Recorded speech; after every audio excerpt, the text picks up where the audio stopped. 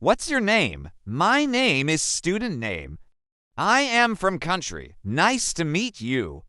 Nice to meet you, too. Do you have any hobbies? Yes, I do. I like reading books, listening to music, and playing sports.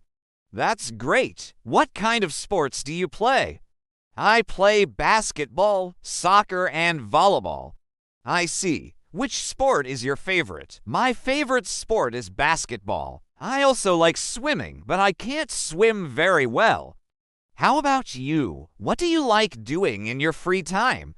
In my free time, I like watching TV and hanging out with my friends. Sometimes we go to the movies or the mall. That sounds fun. How often do you go to the mall? We go to the mall about once a week. What do you usually buy at the mall? I usually buy clothes and shoes. Sometimes I buy books too. That's interesting. Which mall do you usually go to?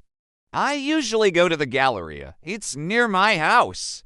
Do you have any plans for this weekend? Yes, I do. My friends and I are going to the movies on Saturday. We're going to watch a new action movie. Really? I like action movies too.